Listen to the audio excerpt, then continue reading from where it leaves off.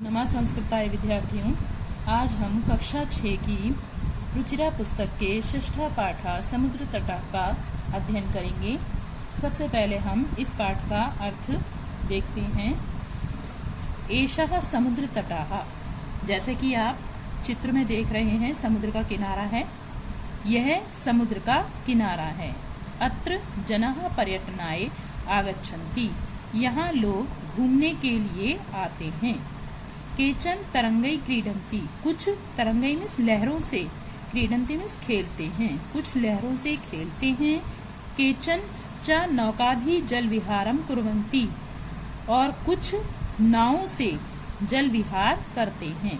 तेषु केचन कंदुकेन क्रीडन्ति, उनमें कुछ गेंद से खेलते हैं।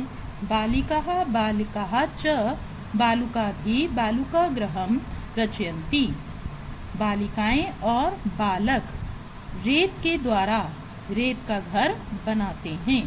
मध्ये मध्ये तरंगः बालुकागृहं प्रवाहयन्ति, मध्ये मध्ये बीच बीच में लहरें बालुका से बने यानी रेत से बने घर को बहा ले जाती हैं। एषा क्रीडा प्रचलति एव, यह खेल प्रचलित ही है। समुद्र तटा न केवलम पर्यटन स्थानानि, समुद्र का किनारा न केवल घूमने का स्थान है। अत्र मत्स्यजीविनः अपि स्वजीविकां चालयन्ति, यहाँ मछुआरे, मत्स्यजीविना मत्स्य मतलब मछली, मछलियों से जीवन चलाने वाले कौन कहलाते हैं? मछुआरे। यहाँ मछुआरे भी अपनी जीविका चलाते हैं। अस्माकं देशे बहवः समुद्र तटा सन्ति, हमारे देश में बहुत से समुद्र के किनारे हैं। एतेषु मुंबई, गोवा, कोच्चि, कन्याकुमारी, विशाखापत्तनम, पुरी तटाः अति प्रसिद्धा सन्ति। कौन कौन से हैं वो किनारे? एतेषु, इनमें मुंबई, गोवा, कोच्चि, कन्याकुमारी, विशाखापत्तनम, पुरी के तट बहुत प्रसिद्ध हैं। गोवा तटः विदेशी पर्यटकेभ्यः समाधिकं रोचते, गोवा का तट विदेशी पर्यटकों के लिए बहुत अधिक रुचिकर है, उन्हें बहुत अच्छा लगता है। विशाखापत्तनम तटः वैदेशिक व्यापाराय प्रसिद्धा, विशाखापत्तनम का तट विदेशी व्यापार के लिए प्रसिद्ध है। कोच्चि तटः नारिकेल फलेभ्यः ज्ञायते, कोच्चि का तट नारियल के फलों के लिए जाना जाता है। ज्ञायते मीन्स जाना जाता है। मुंबई नगरस्य जुहु तटे सर्वे जनाः स्वैरं विहरन्ति, मुंबई नगर के जुहु तट पर सब लोग स्वैरम मीन्स बेरोक टोक, स्वेच्छा से, विहरन्ति मीन्स घूमते हैं। चेन्नई नगरस्य मेरीना तटाः देशस्य सागर तटेषु दीर्घतमः, चेन्नई नगर का मेरीना तट देश के सागर तटों में सबसे बड़ा है। भारतस्य त्रिषु देशासु समुद्र तटा सन्ति, भारत की 3 दिशाओं में समुद्र तट हैं।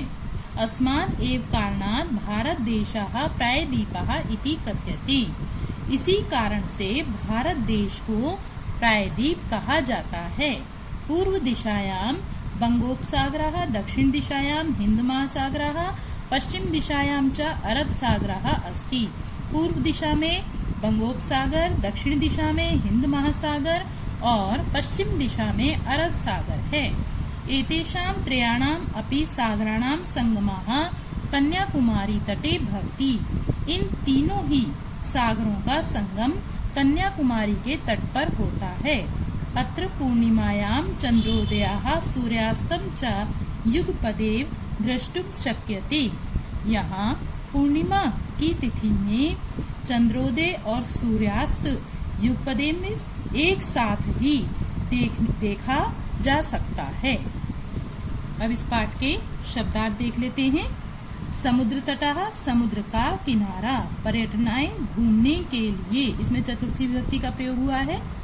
तरंगई, इसमें तृतीय विभक्ति का प्रयोग हुआ है, लहरों से या के साथ। नौका भी इसमें भी तृतीया विभक्ति का प्रयोग हुआ है।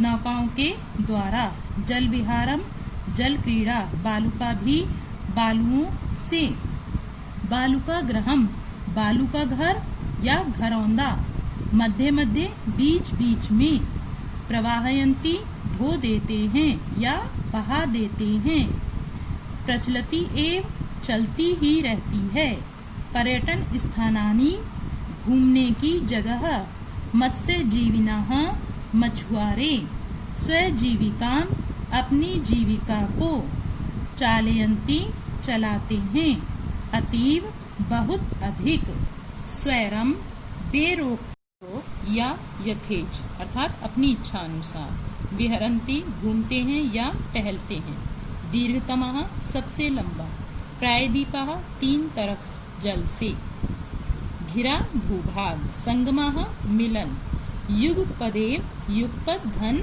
एव एक साथ ही, दृष्टुम शक्यते देखा जा सकता है।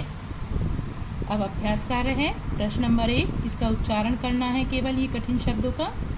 तरंगई मत्स्य जीविनः विदेशी पर्यटकेभ्यः संगमः तिसृषु वैदेशिक व्यापाराय प्रायदीपः बंगोपसागरः चंद्रोदयः। प्रश्न नंबर 2 है अधोलिखितानां प्रश्नानां उत्तरम लिखत, नीचे लिखे हुए प्रश्नों के उत्तर लिखें। पहला प्रश्न है जनाः काभि जल विहारम कुर्वन्ति, लोग किससे जल विहार करते हैं? तो हम शुरू करेंगे प्रश्न से। जनाः काभि के स्थान पे लिखेंगे नौकाभि जल विहारम कुर्वन्ति, तो प्रश्न का उत्तर हो जाएगा जनाः नौकाभि जल विहारम कुर्वन्ति। दूसरा प्रश्न है भारतस्य दीर्घतमः समुद्र तटः कः? तो आंसर लिखेंगे भारतस्य दीर्घतमः समुद्र तटः मेरीना तटः अस्ति। अगला है जनाः कुत्र स्वैरम विहरन्ति, जनाः कुत्र के स्थान पर लिखेंगे जुहु तटे स्वैरम विहरन्ति। कुछ भाग प्रश्न से लिखेंगे और जो भाग आपको यहाँ इनके स्थान पे लिखना है वो मैंने यहाँ लिख दिए हैं, तो देख लेंगे। जनाः पुत्र के स्थान पे लिखना है जुहु तटे स्वैरम विहरन्ति, ये इसका आंसर है। बालकाः बालुका भी किम रचयन्ति, तो प्रश्न से शुरू करेंगे। बालकाः बालुका भी किम के स्थान पे लिखेंगे बालुका गृहम रचयन्ति। कोच्चि तटाः केभ्यः ज्ञायते, कोच्चि तटाः केभ्यः के स्थान पे लिखेंगे नारिकेल फलेभ्यः, फिर लिखेंगे ज्ञायते। कोच्चि तटाः केभ्यः के स्थान पे क्या लिखेंगे नारिकेल फलेभ्यः ज्ञायते, आंसर है। प्रश्न नंबर 3 है मंजुषातः पदानि चित्वा रिक्त स्थानानि पूरयत, मंजुषा दी हुई है, इनसे पदों को चुनकर आपको ये रिक्त स्थान भरने हैं। कन्याकुमारी तटे त्रयाणां सागराणां संगमः भवति। दूसरा है भारत देशः इति कथ्यते प्रायदीपः, जनाः समुद्रतटं, फिर लिखेंगे पर्यटनाय आगच्छन्ति, बालेभ्यः क्रीडा रोचते। भारतस्य पूर्व दिशायाम् अस्ति, क्या है पूर्व दिशा में बंगोपसागरः अस्ति। प्रश्न नंबर 4 यथा योग्यम योजयत, नंबर डाल दिए हैं यहाँ पर, फिर भी एक बार पढ़ लेते हैं। समुद्र तटः, इसको जोड़ेंगे पर्यटनाय, क्रीडनकम, इसको जोड़ेंगे आप खेलनाय, दुग्धम पोषणाय, दीपकः प्रकाशाय, दीपक से क्या होता है प्रकाश, विद्या ज्ञानाय, विद्या किस लिए होती है ज्ञान के लिए। प्रश्न नंबर 5 तृतीय विभक्ति प्रयोगेन रिक्त स्थानानि पूरयत, अब इन शब्द यहाँ जो कोष्ठक में शब्द दिए हुए हैं इनमें तृतीय विभक्ति का प्रयोग करना है और रिक्त स्थान भरने हैं। यथा एक उदाहरण दिया है व्योमः मित्रेण सह गच्छति, यहाँ मित्रेण में तृतीय विभक्ति का प्रयोग किया गया है। का नंबर है बालका सह पठन्ति, तो यहाँ बालिका दिया हुआ है, इसका तृतीय विभक्ति का रूप बनेगा बालिका भी। तडागः विभाति कमल, कमल का तृतीय विभक्ति का रूप बनेगा कमलेन, तडागः कमलेन विभाति। अहमपि कंदुक का बनेगा कंदुकेन, खेलामी, अश्वः, अश्व का बनेगा अश्वेन, सह धावती। मृगः, मृगः का बनेगा मृगेण, मृगेण सह चरन्ति। प्रश्न नंबर 6, अधोलिखितम वृत्त चित्रम पश्यत। नीचे लिखे हुए वृत्त यानी कि घेरे को देखें। उदाहरणम अनुसारेण कोष्ठगतैः शब्दैः उचित वाक्यानि रचयत। उदाहरण के अनुसार कोष्ठक में दिए हुए शब्दों से उचित वाक्य बनाएं। तो सबसे पहले एक उदाहरण दिया है आपको, रहीमा मित्रेण सह क्रीडति। रहीमा बीच में दिया हुआ है, रहीमा सबके साथ लगेगा और ये आपके बॉक्स दिए हुए हैं, इनके साथ में ऐसे ऐसे ये बनाएंगे। जैसे रहीमा मित्रेण सह क्रीडति, ये बन गया आपका एक, यहाँ पे लिखा हुआ है। दूसरा नंबर पे है आपका ये, तो यहाँ बनेगा रहीमा द्विचक्रिकया, यहाँ लिखा हुआ मैंने द्विचक्रिकया, तृतीय विभक्ति लगेगी सब में। आपणम गच्छति। तीसरा देखिए ये लिखा हुआ मैंने यहाँ पे तीसरे नंबर पे, रहीमा कलमेन, तृतीय विभक्ति लगेगी पत्रम लिखती। फिर चौथा है आपका रहीमा हस्तेन, हस्त लिखा हुआ है तो हस्तेन लिखेंगे तृतीय विभक्ति में, कंदुकम क्षिपति। फिर है आपका रहीमा नौका, नौका लिखा हुआ है तो आपको तृतीय विभक्ति बनानी है इसकी नौकया। क्या बनानी? नौकया। यहाँ पे लिखा हुआ है मैंने, यहाँ पे भी सेंटेंस लिख दिए हैं, नौकया जल विहारम करोति।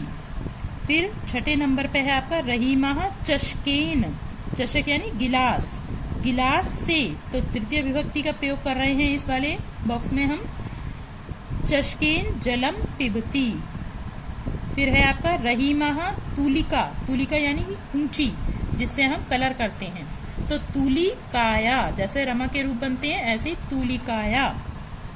चित्रम रचयति, तो यहाँ भी हमने 7वें नंबर पे देखिए लिखा हुआ है तूलिकया चित्रम रचयति। 8वां है आपका रहीमा वायुयान, लिखा हुआ है, इसमें तृतीय विभक्ति का प्रयोग करेंगे तो बनेगा वायुयानेन ह्यः आगच्छत। तो यहाँ पे मैंने ये यहाँ आपके वृत्त से निकालकर यहाँ पर भी हमने लिख दिए हैं, इनको आप ध्यान से देख लेंगे। कोष्ठकात् उचित पद प्रयोगेन रिक्त स्थानानि पूरयत। कोष्ठक से उचित पद के प्रयोग से रिक्त स्थान पूरा करना है।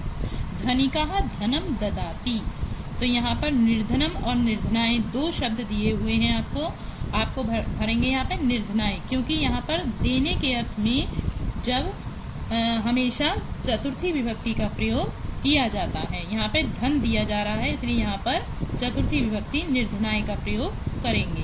बालः विद्यालयम गच्छति, बालक किस लिए जाते हैं विद्यालय? पढ़ने के लिए चतुर्थी विभक्ति का चिन्ह है, तो पठनाएं लिखेंगे यहाँ पर। सज्जनः जीवन्ति, सज्जन परोपकार के लिए जीते हैं, के लिए के अर्थ में भी यहाँ पर चतुर्थी विभक्ति का प्रयोग किया गया है, तो परोपकार आए देने के अर्थ में और के लिए के अर्थ में चतुर्थी विभक्ति का प्रयोग किया गया है। प्रधानाचार्यः पारितोषिकम यच्छति, यहाँ पे भी छात्रेभ्यः चतुर्थी विभक्ति बहुवचन का है क्योंकि बहुत सारे विद्यार्थी हैं यहाँ पर, तो प्रधानाचार्यः छात्रेभ्यः पारितोषिकम यच्छति, छात्रों को पुरस्कार देती है। शिक्षकाय नमः, एक नमः शब्द और आया है यहाँ पर, तो नमः के योग में भी चतुर्थी विभक्ति का प्रयोग किया गया है। शिक्षकाय नमः, शिक्षक को नमस्कार है। तो यहाँ पर 3 चीजें बताई हैं आपको, एक तो देने के अर्थ में, एक के लिए के अर्थ में और एक नमः के अर्थ में चतुर्थी विभक्ति का प्रयोग किया जाता है। तो यहाँ पर इसीलिए चतुर्थी विभक्ति के शब्दों का चयन किया गया है। इस प्रकार बच्चों ये आपका 6ठ पाठ समाप्त हुआ। धन्यवाद।